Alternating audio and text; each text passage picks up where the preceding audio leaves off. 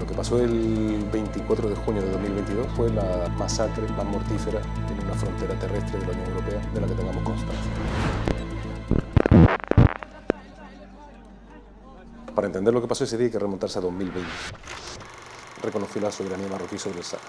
Y Marruecos emprendió una acción diplomática enorme para que otros países siguieran ese mismo camino, que es ilegal según la ONU. En mayo de 2021, Marruecos de forma unilateral abrió la frontera en Ceuta y entraron entre 10.000 y 15.000 personas en 24 horas. Un mensaje que Marruecos mandaba a España diciendo: o te llevas bien conmigo o abro la frontera. Y ese es un tema muy sensible desde el punto de vista electoral. Después de la crisis de Ceuta de mayo de 2021, España y Marruecos empezaron un acercamiento para restablecer su relación bilateral. El gobierno de Pedro Sánchez destituyó a la que era ministra de Asuntos Exteriores. Marruecos y España hacen las paces. Y Marruecos vuelve a colaborar en la lucha contra la inmigración irregular, haciendo el trabajo sucio, lo que llamamos externalización del control de frontera. Y llega un momento en el que Marruecos quiere demostrarle a España y al mundo que hace de guardián fronterizo de una forma muy eficaz. ¿Qué pasó el 24 de junio de 2022? Lo que sabemos, por fuentes de Guardia Civil e incluso fuentes del CNI y de la Fiscalía y gente que estaba allí en terreno, etc., es: Melilla es un enclave español en el norte de Marruecos. Está rodeada por un perímetro de 12 kilómetros de vallas militarizadas. Son 5 vallas. Hay un lugar cerca de Melilla que se llama Monte Gurugú, en el que muchas veces los migrantes se esconden para evitar que la policía los cace y también para organizarse e intentar entrar en Melilla, para pedir asilo, para estar en terreno europeo, creyendo que aquí se van a respetar sus derechos. No van de forma individual porque saben que así tienen más oportunidades de pasar. Durante 3 días las autoridades marroquíes fueron al Monte Gurugú, atosigaron y golpearon a los migrantes que estaban allí. And then they found our food. We have a small rice, small waters. They take all these things. And then they start to talk with microphones. They say, you have 24 hours, you have to go past the wall, or you have to back in the city.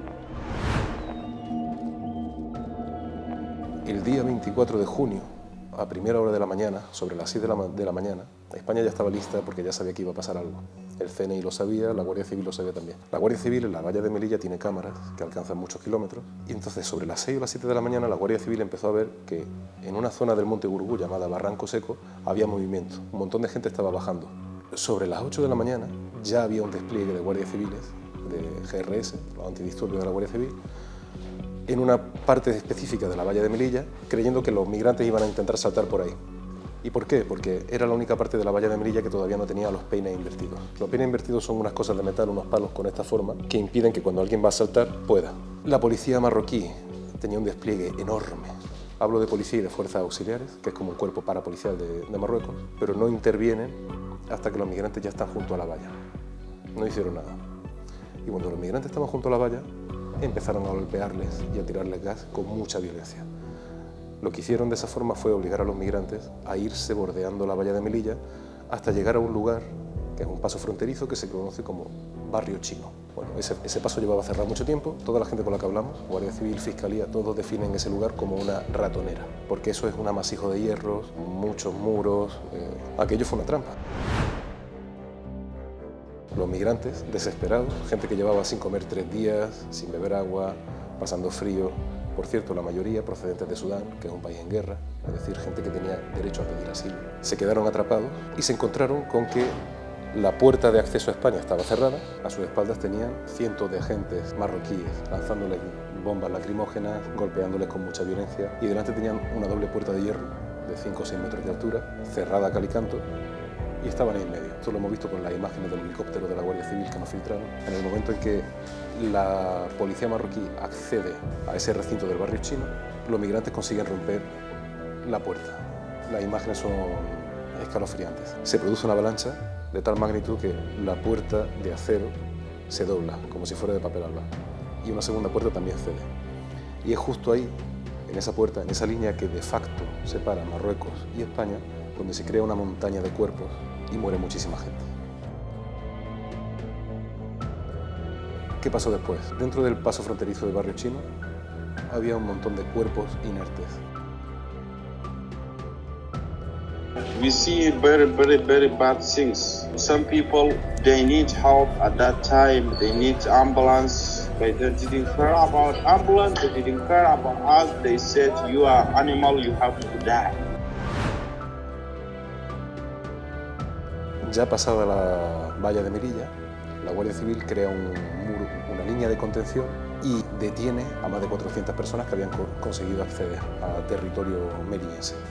They handed us over to the Moroccans, who started beating everyone until many were unconscious.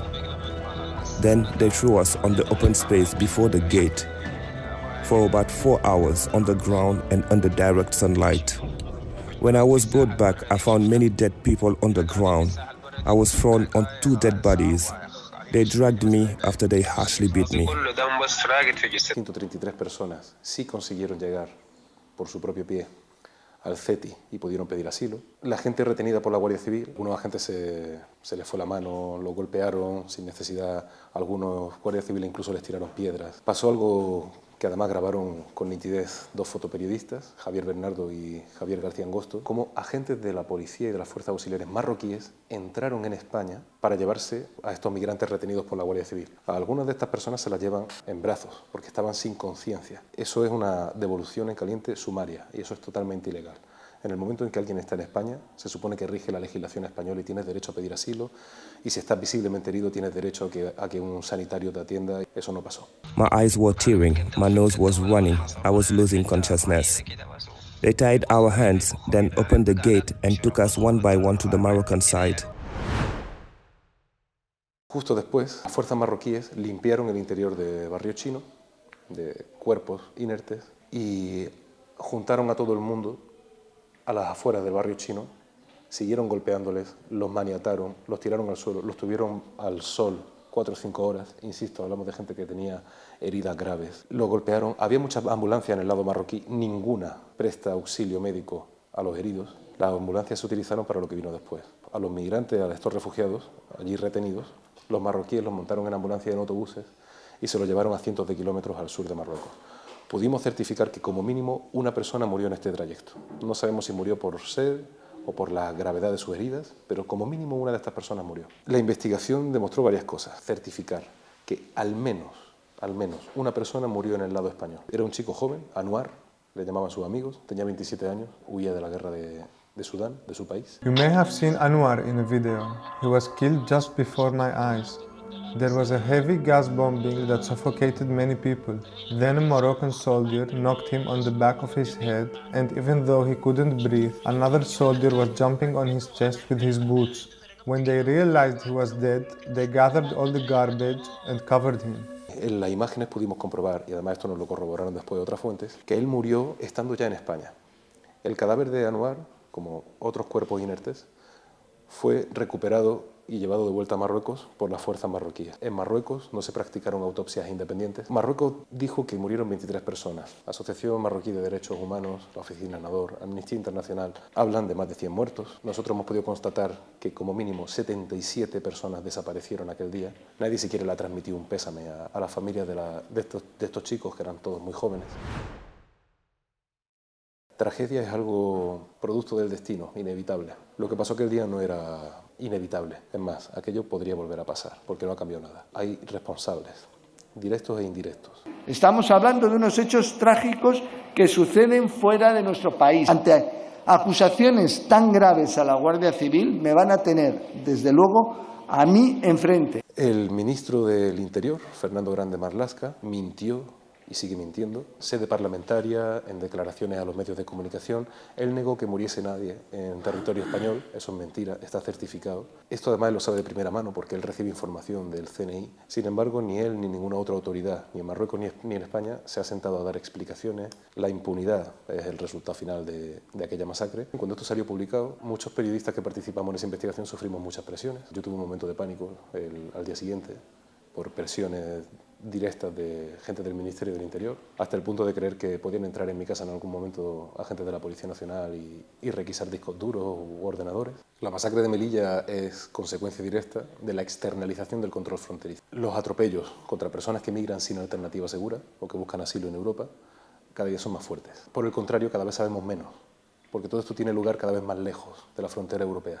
Esto lo supimos porque pasó en Melilla, porque tuvimos fuentes que nos dieron imágenes, porque hubo mucha gente valiente que se sentía incómoda con esto y decidió contarlo y aportar pruebas. No sabemos si el día de mañana a lo mejor es a nosotros a quienes nos toca buscar asilo o protección en otro país. Si eso sucede algún día, tendremos entonces que enfrentarnos a esa arma de doble filo que es la frontera.